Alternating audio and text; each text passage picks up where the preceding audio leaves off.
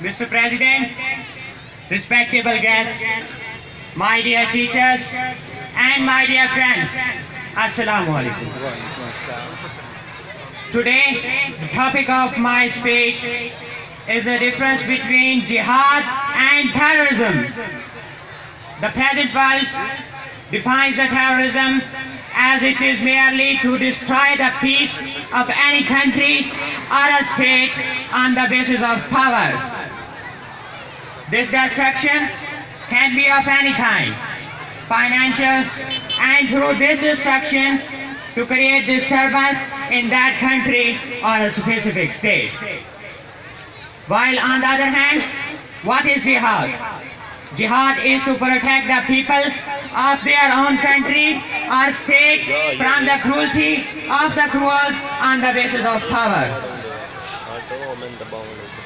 Now the question is, how can we differentiate between jihad and terrorism? And why the Western world have no sense to differentiate between jihad and terrorism? I clear the difference between jihad and terrorism before you with an example.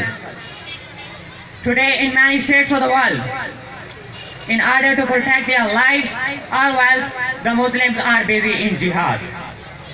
In which Kashmir, Palestine, Bosnia, Chechnya, Iraq and Afghanistan are more important. If we observe the history of all these places, then it would be crystal clear that the Muslims were spending their lives in peace in these places. When the right of their free lives was snatched from them by imposing army on them, they were compelled to fight or to wage a war. Now I leave the decision on you. Isn't it the right of these people that they take help from weapon and power in order to protect their families or beloved from the cruelty of the cruels? Haven't they right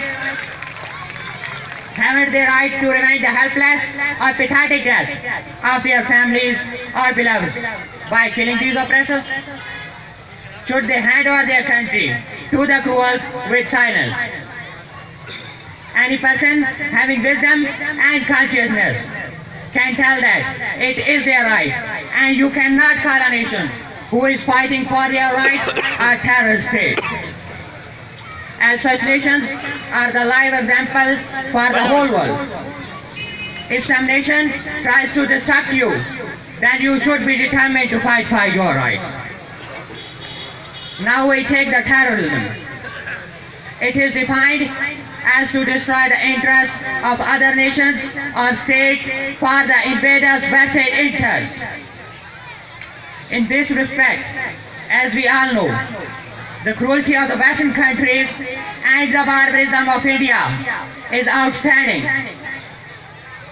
The Western countries wage a war against Iraq and Afghanistan. It is highly diplomatic, systematic and strategic war. Similarly, India started a war in Kashmir 70 years before. It is merely for his personal benefits. This example is applicable on Russia and Chechnya.